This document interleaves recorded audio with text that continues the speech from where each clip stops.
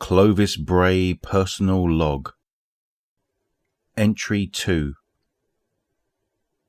Update-Echo, Hanu, Quartz, Cytex, Mistletoe. On Europa. We lurk like summer vampires in the caskets of our smile pods.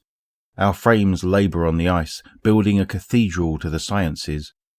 Radiation is very bad outside. Even my assistant has taken ion damage out there.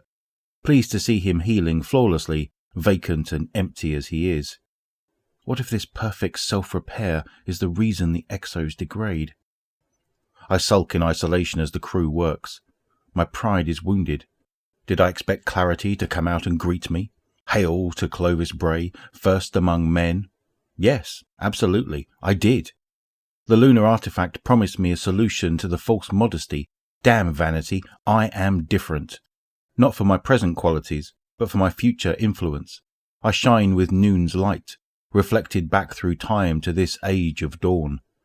Perhaps the mind heals itself stiff, and this causes the billboarding, the stereotyped behaviour, the final crash. I am going to be the Luca of all interstellar human civilization.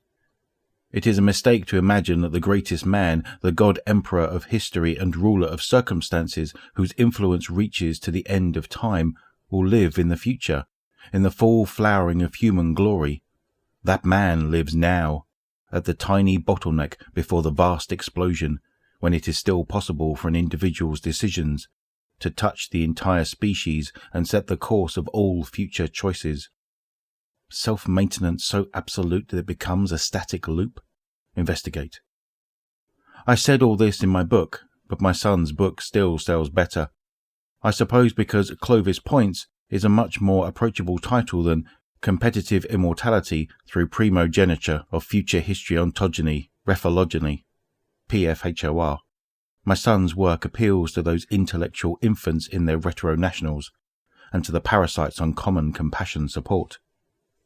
Obviously they prefer the softened, pre-chewed version of the truth, and there is also that bump of public sympathy for a dead man. Yet I cannot deny that, in simplifying my legacy, my son has improved its reach.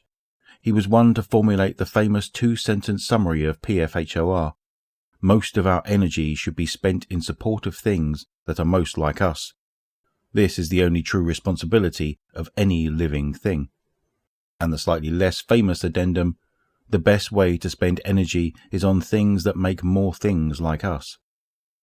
Children are viral replicators of our ideas, but there is a certain terror about them. They alter our legacy, mutate it, as Clovis II modified competitive immortality through PFOR into Clovis Points. What if my children decide on some key amendment, some ineffable change, which makes my legacy no longer mine? How can I be reborn through the eternal recurrence of my life logic if what my children pass down is the logic of some other Clovis, some flawed copy, just as Clovis II was a flawed image of me? A flaw that I created in my clumsy eagerness to make him flawless. My second boldest decision during my son's development was to replace Clovis II's mitochondrial DNA, normally inherited from the mother, with my own. I had to know that I was in his cellular energies, powering his existence. It was not that change which killed him, but it is the fear of being replaced by a faulty duplicate that will kill me, if I put off my brain upload much longer. I have a library of scanned volunteers aboard Hanu, but my own consciousness is not among them. A Moravec upload is slow and inadequate. What if there are quantum informatic elements to the mind not captured by such crude mechanical means? No, I insist on that perfect, terminal quantum snapshot.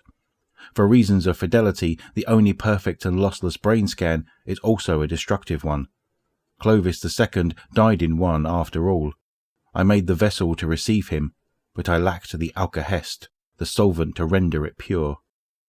But I dare not make the leap to a new body until I know how that body works, and so far the exobodies are universally fatal.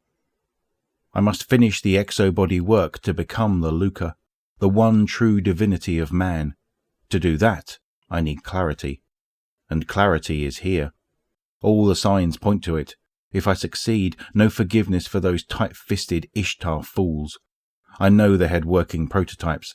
They could have shared. Corporeal status. Body at 35.5 centigrade. Pulse 30 BPM.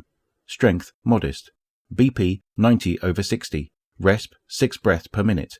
Pulse ox 140. To reduce free radicals and peroxynitrate. Today's blood mix is pure perfluorocarbon with new modified monocytes. New kidneys functioning well. Donor pig sacrificed. Brined, prepared as seared pork chops. Sous vide is for prissy nerds. Poor Whitford. I wonder if I should reduce the volume of my stem cells introduced into the pig blastocytes. I feel too much empathy for them. Does PFHOR compel me to take better care of Clovis pig chimeras than ordinary pork? Yes, but only to the extent that they can contribute to my legacy with cloned organs and good eating. No guilt. Note: savaging. The term for parents destroying their own offspring is savaging. It was a problem for pig farms in the days when we raised livestock. Sows attacked their own piglets. No one had ever worked out a good explanation. One theory is that the mother pigs are frightened of their young, terrified by these strange, noisy, needy things. Evolution is not a perfect optimizer.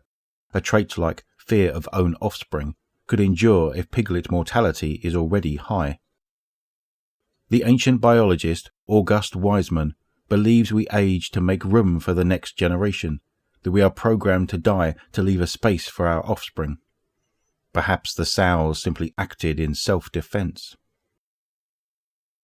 Note: Europa life. Now a bristling thing, large as a whale, appears on the icebore camera we dropped into the ocean below. A dandelion made of soft arms. Bright red and yellow markings indicate it evolved in the shallows, where some light pierces the ice. The limbs wave slowly to and fro, a motion that is both hunting and breathing. Prey approaches, drawn by the plankton that cake on the drifter's skin. With vegetable slowness, its limbs embrace the victim, sting it, and pull it into an open central stomach where thready parasites wait to infest and digest. Everything it does is slow and intestinal, pulsatory, brainless. Sometimes the limbs bicker. Two are dead, fuzzy with rot. They have strangled each other. It is a colony organism. If threatened, it will discorporate. The limbs will spasm. The core will tear apart in a puff of fluids, and all those arms will slither away into the dark beneath the ice.